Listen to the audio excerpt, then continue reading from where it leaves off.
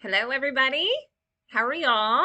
This is Jennifer Collins, and I am a realtor, and I am studying for the broker's exam.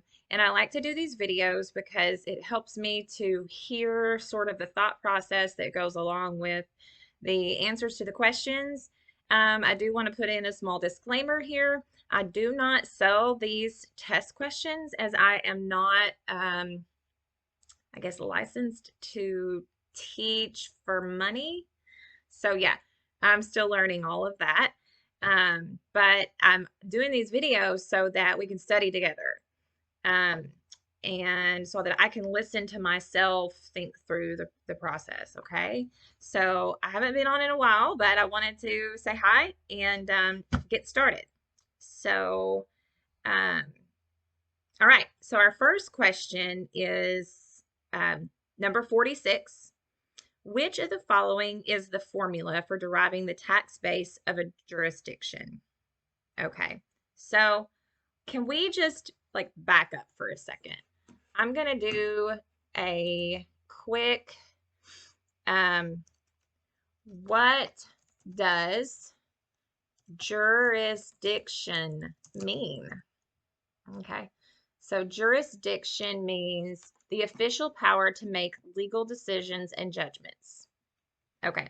So which of the following is the formula for deriving the tax base of the legal decision and judgment?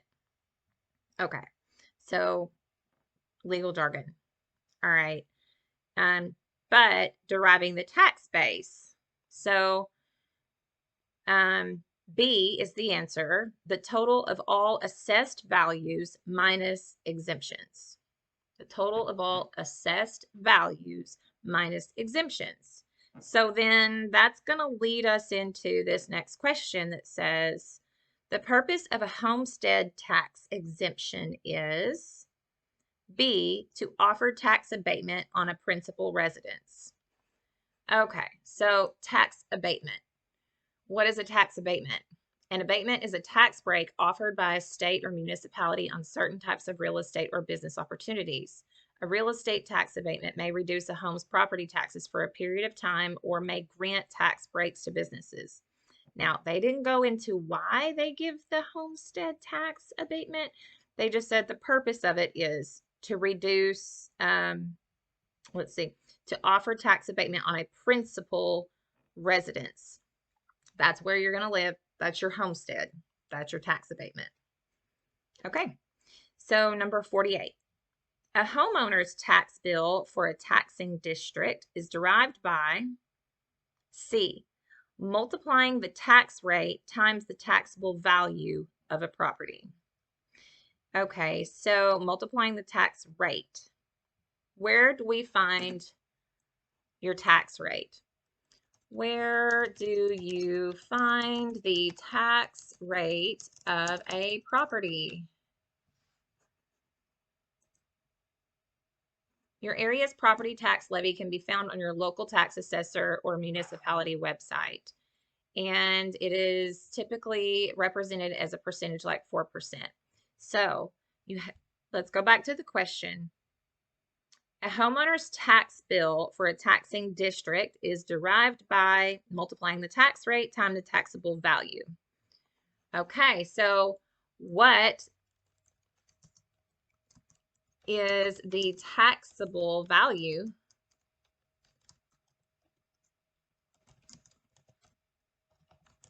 of a property? The assessed value is what your county tax assessor reports the house is worth for purposes of collecting your property tax bill.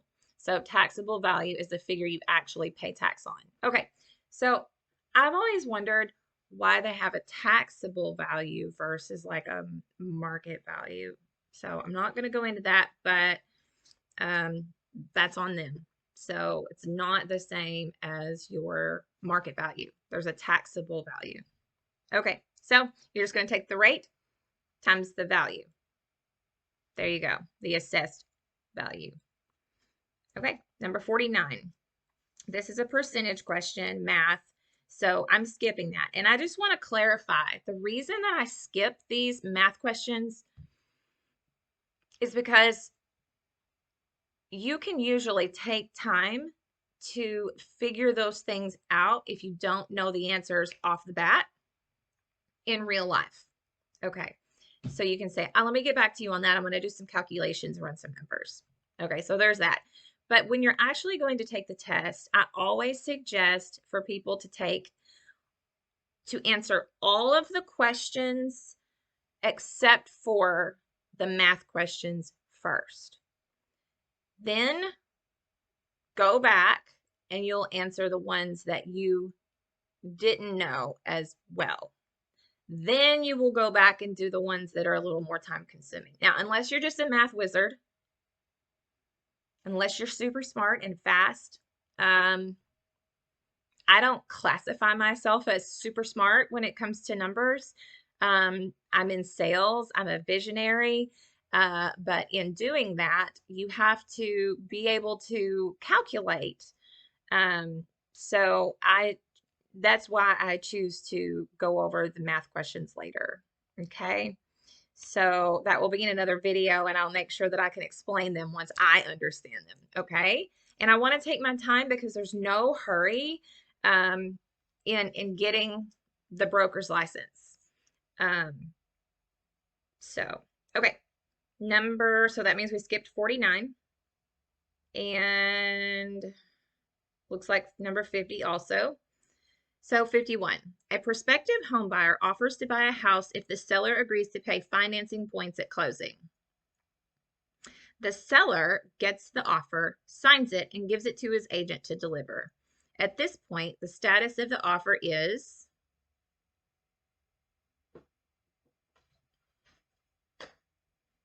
the status of the offer is what? So he signed it, but that message has not been conveyed yet to the buyer. So does it mean it's a valid contract? Does it mean it's an invalid contract? Does it mean it's still an offer? Does it mean it's an invalid offer? C, it is still an offer. Okay, so what we're going to do real quick is what is a contract in, let's see, what is an enforceable contract?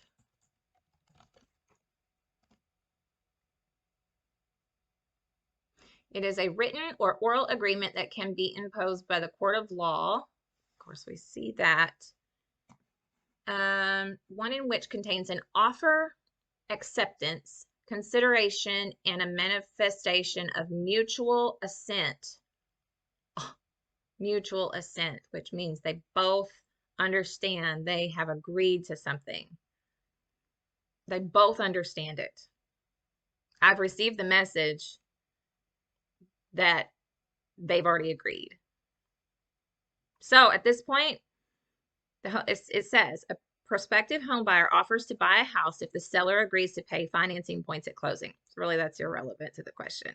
The seller gets the offer, signs it, and offers it, gives it to his agent to deliver. At this point, the status of the offer is still an offer.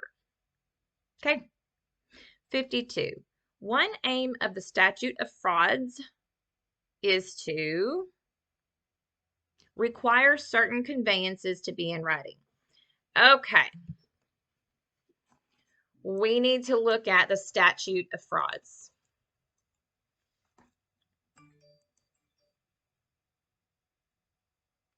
What is the statute of frauds? The statute of frauds is a legal doctrine that requires certain types of contracts to be in writing. The most common contracts covered by the statute of frauds includes the sale of land, agreements involving goods worth over 500, and contracts lasting 1 year or more. Okay, so the aim of the statute of frauds is to require certain conveyances to be in writing. Now, lately, there has been some question about what constitutes in writing. Like, Does a text message constitute in writing? It must be signed by all the parties. That is what's key right there. You can say in a text message, yeah, I'll buy that house from you for $300,000 and da da da da da. And the agent goes and says, well, the buyer said they would buy it for $300,000. And then the person says something else in a text message, and then all of a sudden that agent believes that there's a contract signed, that there's a deal going on. And it's like, well, not exactly. All the signatures must be there where they have, what did they call that? An assent of, mutual assent. Okay. And this is really big, really, really berserkly drives me nuts. I'm all, just to get this out there, I'm all about having conversations about a deal because that's how you sell and that's how you come up with a price. Sometimes, and it's how you answer questions before. I mean, yes, we would like to think that all the information is given up front in the listing, but not necessarily. You've got a seller property disclosure that could go on. There may be plans to change something. Sometimes you need to communicate before you just send an offer or respond to an offer. But that doesn't necessarily mean all the parties have agreed mutual assent. Okay, so anyway, let's see. 53. A buyer agrees to all terms of a seller's offer and sends notice of the acceptance back to the seller. The seller now tells the buyer the deal is off because he has learned that the home was underpriced. Which of the following is true? Oh gosh. Okay. So buyer agrees to the terms of the seller's offer and they send the notice back. At that point, they have a binding contract. I mean, just because they have like wet feet or cold feet or whatever they call it, cold feet, or get mad about something, change of heart, that's kind of too bad. I mean, you are under contract at that point. Everybody signed everything. The communication has been made. Are we getting this point here? Everybody believes there is a sale happening. All right. So in the contract, are there ways to get out of it? Totally. If during the inspection you find something, say that buyer finds something that they just really believe that, is justifiably, not gonna get them to the closing table. Like say they request a new roof, knowing the age of the roof going into it. That's not gonna really work very well. So there are ways that buyer can get out of the contract. Maybe, something happens. But as far as just like changing their mind last minute with no justifiable reason, it's not okay. All right. 54. A principal discloses to the listing agent that she must sell a property within 2 months to avoid a financial problem. Nearly 7 weeks later, the buyer's agent hears of the seller's difficulty from the listing agent and advises his buyer to submit an offer for 80% of the listed price. The buyer complies, and the seller accepts the offer. Which of the following is true? Okay, so first of all, I'm just going to say they've left some information out. But let's just see what our options are. The buyer's agent has violated fiduciary duties owed to the customer. The listing agent has violated fiduciary duties owed to the customer. The buyer's agent has violated fiduciary duties owed to the customer, owed to the client. The listing agent has violated fiduciary duties owed to the client. Okay. First of all, I know I am not allowed to argue with this test. So let's just, but what information? I feel like we don't have enough information to totally be the judge of this.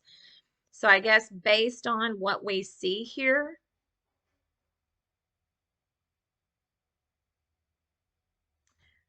the listing agent has violated fiduciary duties owed to the client. Okay, now, if you have a seller that has had, would like you to disclose some information, you can, okay?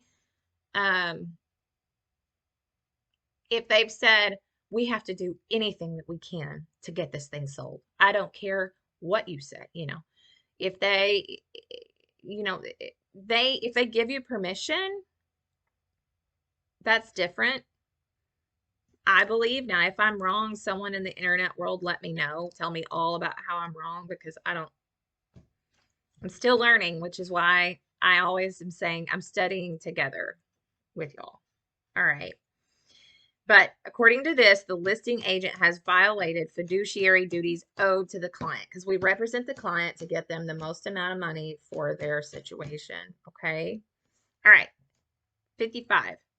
An owner's agent is showing a buyer an apartment building. So the buyer questions the agent as to whether some cracking paint contains lead. The agent's best course of action is to D, inform the seller of the inquiry and test the paint. Okay, so when I look at this question, one of my first responses wants to be, I don't know, you'll have to get it tested. You'll have to get somebody qualified in here to test it. But there's this little act. It's a lead-based paint disclosure. And lead-based paint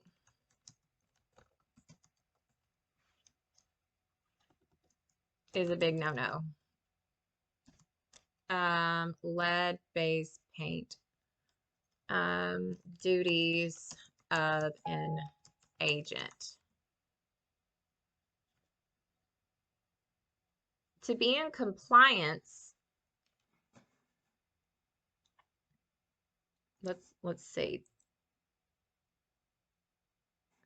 Lead-based paint and the perils of real estate agents. Approximately 3/4 of the nation's housing built prior to 1978 contains some lead-based paint. When properly maintained and managed, this paint poses little risk. However, more than 1.7 million children have blood lead levels above safe limits, mostly due to lead-based paint hazards. Lead poisoning in young children may produce permanent neurological damage, including learning disabilities. Okay, blah, blah, blah, the disclosure. To be in compliance with the disclosure rules, it is our responsibility as agents to ensure that the lead-based paint disclosure is completed correctly and that all parties have signed prior to, but not later than the contract offer date. This is why the sales contract date is at the top of the left form. Let's see. How do we protect ourselves, clients, and broker's office? Listing agents. It all begins with you. Make sure that you have all the disclosures, including the lead-based paint, completed by the seller and uploaded to the MLS prior to making your listing active. This will ensure that the seller and the listing agent's signatures are dated prior to any offer. It also permits the buyer agent to have the lead-based paint disclosure signed prior to submitting an offer. Okay, so inform the seller of the inquiry and test the paint.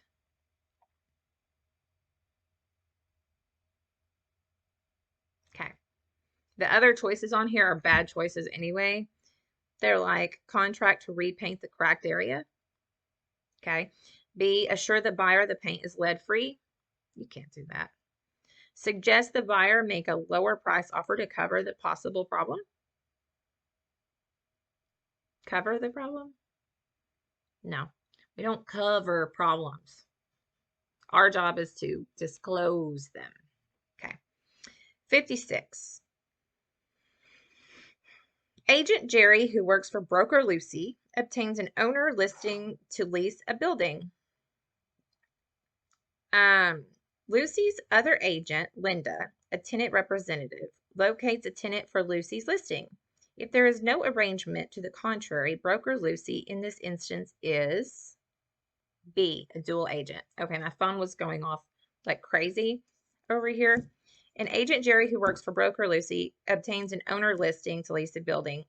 Lucy's other agent, Linda, a tenant representative, locates a tenant for Lucy's building. If there's no agreement to the contrary, broker Lucy in this instance is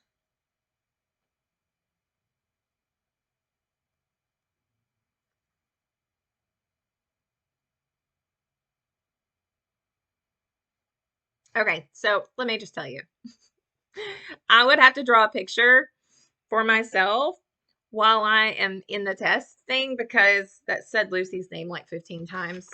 And I just get confused. However, the answer is dual agent. So yeah, no shame in having to draw a picture. Very visual.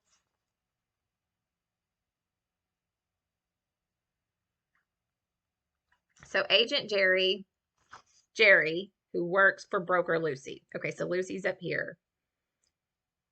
Obtains an owner listing to lease the building.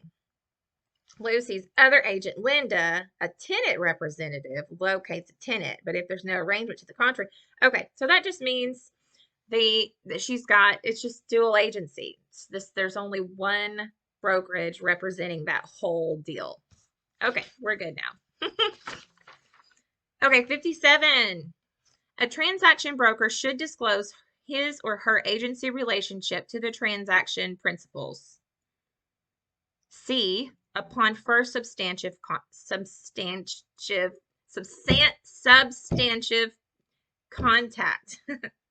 Okay. A, before receipt of any offer. B, upon completion of the listing agreement. Or D, upon initial contact of any kind with either principal.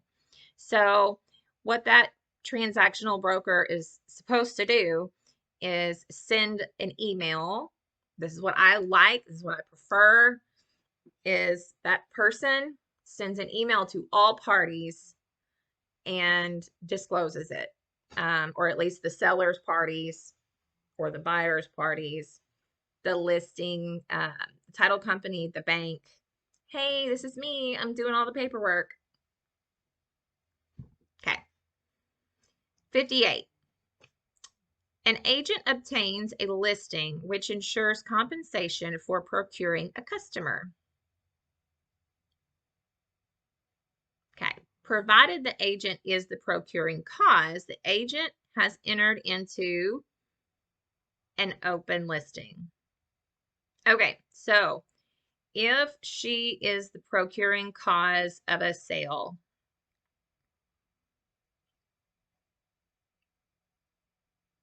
let's reread this.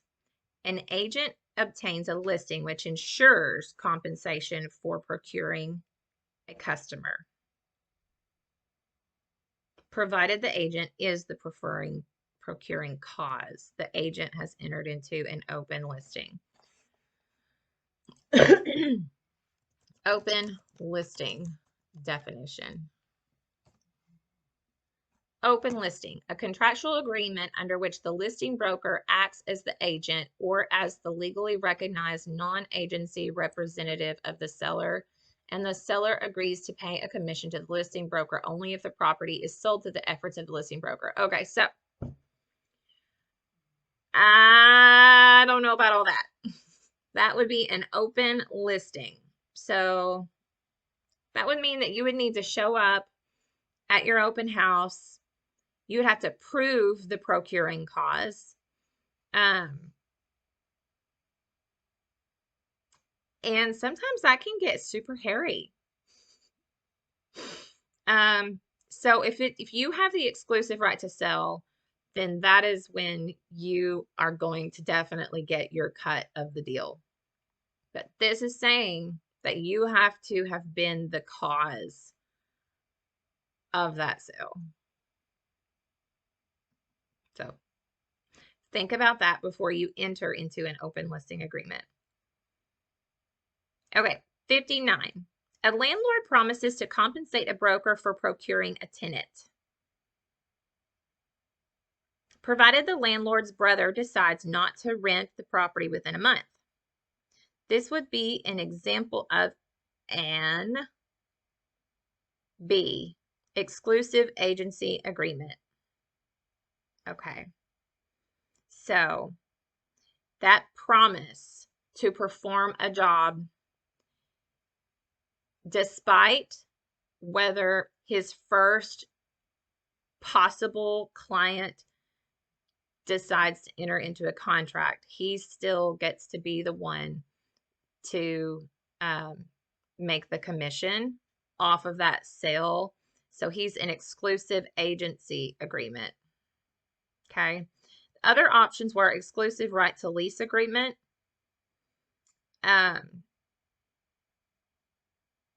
which I haven't used one of those. C, an open listing. D, a net listing. So anyway, I would like to take a break because honestly, my phone's going off. We will pick up on question number 60, and hopefully I will get back to you again soon. You have a great day. Bye.